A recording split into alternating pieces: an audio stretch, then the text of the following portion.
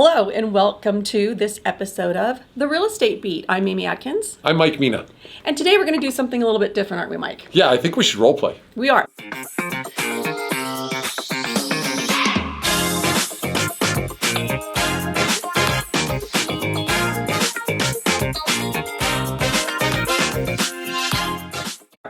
I am going to be pretending to be a buyer in front of Mike Mina. I'm going to be calling him up, and we're going to kind of give you a little scenario on what typically a buyer would be going through and what questions they're going to ask and what Mike's responses are. So get ready. Here we go. Oh, wow, this is exciting. I know. You're on the edge of your seat right now. Okay. Let's go. All right. Hey, Mike, this is Amy Atkins. I was referred to you by my real estate agent. Hey, Amy, how you doing today? I'm doing okay. I've got a lot of questions. Great. So have you ever purchased a property before? I have not. I'm currently renting. You're renting. Okay. Well, how much are you paying in rent right now? I'm paying $3,500. Okay. All right. So where are you living? You out here in Santa Clarita? Yes, I'm living in a condo complex here in Santa Clarita. Okay, so you're paying $3,500. So I can assume your place is probably 800 to 1,000 square feet. Is that right? It is. It's right around. Yes, I think it's 985. Yeah. Okay, perfect. All right, great. And then, Amy, let me ask you, income-wise, what are you making? I'm making approximately $175,000 a year. Okay. And then how about bills, credit cards, car payments? Do you have things like that? I do have one car payment. I don't have too much in credit card bills. I have a little bit. Okay. Car's what, 600, 700, 800? It's $550. $550. Okay, perfect. So, Amy, how much do you have to put down? Mike, I have around 5%. 5% down sounds fantastic. Okay, great. All right, so kind of typical my first-time buyer. There are some first-time buyer programs, and we'll talk about those a little bit more. But you have your 5% down, and that's going to kind of be better than anything else. You don't have any credit card debt, so everything sounds really good with what you're doing. And by the way, your agent is wonderful. I love working with her. Okay, we got the down. Where do you feel comfortable on a payment, or did you have a price range in mind that you wanted to buy for? Oh, that's why I wanted to talk to you, Mike, because I'm currently paying $3,500, and that's kind of my comfort zone. So I'm kind of wondering what I can get for that. But I've seen some stuff out there that's like $700, so that's why I called you. Okay, so you feel comfortable with a $3,500 payment, but you want to buy something in that $700 plus or minus range. That's what I'm hoping. Okay, so let me tell you, Amy, a payment is a payment, and it only sounds like a payment, but I want to kind of go through a few other things. You're making a good income, and so I'm happy for you there. Let's just say we went to a $700,000 property, and I'm going to just pull up my calculator here. And if you bought a property at $700,000 with today's interest rates, there's quite a few options. But let's look at the standard 30-year fixed mortgage running in the high fives right now on an interest rate. And rates are a little bit higher today than what they were, say, a year ago. Okay? I noticed that. I noticed rates are higher.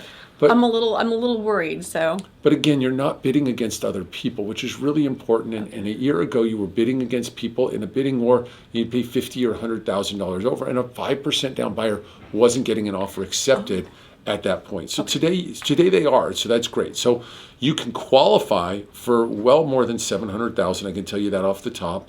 But let's just look at that $700,000. Your payment with taxes and insurance and everything is going to be about $4,900 a month. Now, don't get startled. I want to kind of break this payment down for you. And then what I'm going to do is I'm going to follow it up in writing. And then I want to talk about a couple of other options. Okay, because that sounds really high to me, Mike. Okay, good. I'm glad it sounds high to you because it sounds high to me too.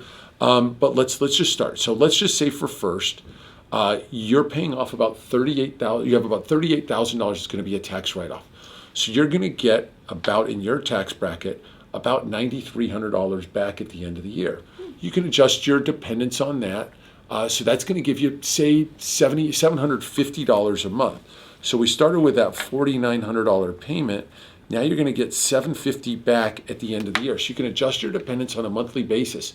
So now that payment's more like $4,150. Now the other cool part about buying a house is you're going to be paying off in principal every month. We're paying off $8,300 in principal the first year. Oh. So that's another $700 a month. So if you're putting money in a 401k or an IRA, you can always divert that money into the principal payment. So if we take another $700 that way, now you go from that $4,900 payment to basically $3,500 plus or minus is where you are right now. Right. Now this is just taking money out of one pocket and putting it into another if you can go and do that. So this is what I love. And then on top of that, Amy, we've seen about a 5.6% appreciation in property values over the last 70 plus years here in California. So what I want you to see is let's just say this property value, and you could buy a $700,000 house, and it goes up by 4% per year. That's $28,000 a year. That's another $2,300, $2,400 a month back in your pocket somewhere down the road. And the best part of all of this is it's all coming back to you tax-free. Because remember, the first $250,000 that you earn as a single person or $500,000 as a married person, you would get a tax deduction. You would get all that, the first $250 tax-free back to you. So, and that's above and beyond the purchase price. So if you sold for $950 someday and you paid $700, you'd pay no tax on that first $250. Oh. So now we're going to go one more step.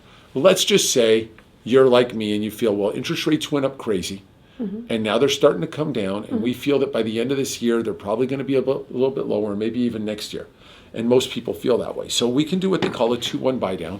And what I want you to understand here is we would have the seller pay that 2-1 buy down. So let's just say your payment year one would be 4,100-ish plus or minus.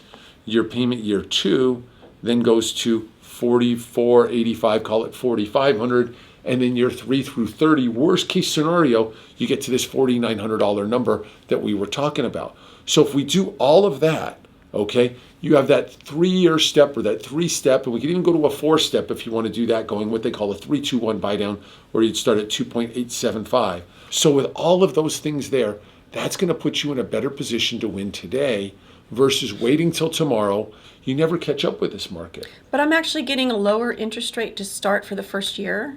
The first 2 years, you're going to have a lower interest rate. And then what else is cool is, let's say, for instance, rates overall drop. And let's say we start you at the 3.875 and rates drop from 5.875 back down to 4.5. And I call you up and I said, hey, Amy, you're going from 3.875 to 4.875 to 5.875. We're at 4.5 now. I suggest that we go ahead and get a refinance started today.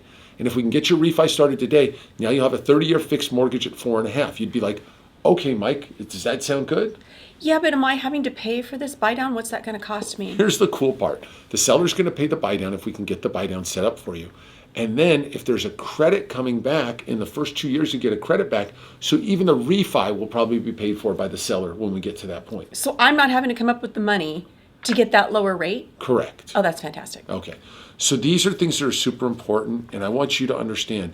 What we'll do is we'll go over all the other stuff. I'll get your email and all the other. But it's really important that you understand that there's more to a mortgage payment than just the payment itself. You're getting the interest write-off, you're getting the principal pay down, you're getting the appreciation, and it's not just about that $4,900 payment.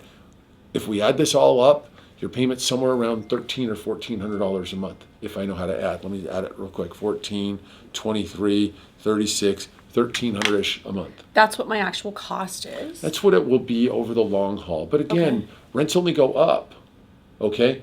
Payments go up on your rent every single year, okay? It's very rare that a landlord says, oh, we're going to chill it here for a while. But your mortgage stays the same. The only thing that changes is your property taxes can go up 2% per year, and your insurance can go up whatever insurance companies want to raise them. So I don't know what to say about that. But you're going to have insurance on your rental anyway. Right. And I'm glad you're going to be setting this all in writing afterwards so I can kind of digest this. It's super important that we do that, and then we'll follow up with a phone call after that and make sure that you understand everything that we sent you. That's great, because I had no idea that I actually had an option to go back to that interest rate that I saw my friends getting, last year or the year before. So that's great. No, exactly. That's kind of where it is. Great. So I wanted to give you guys a little scenario of how we handle a client. There's an attachment here to your email that you received that shows what I send to every single client every day after we have this kind of conversation. As many of us know, people don't want to come into the office anymore. People want to do everything over on the phone. They're doing it from their car. They're doing it from here. They're doing it from there. And very rarely do they want to sit down with a loan officer face to face. So I find it very important to be able to talk this information at first. And then at the end of the day, we're going to send them the information and follow up on the information we sent, and then send the changes and continue to work in that fashion. So that's why we kind of changed this up a little bit. I hope this was helpful to you. And please let us know if you have any questions. We'd love to see your business come around here. Thanks for watching The Real Estate Beat. Again, we were kind of role-playing on typically how we deal with a buyer. So share this with a friend, share it with anyone you want to. And we look forward to seeing you next time on The Real Estate Beat.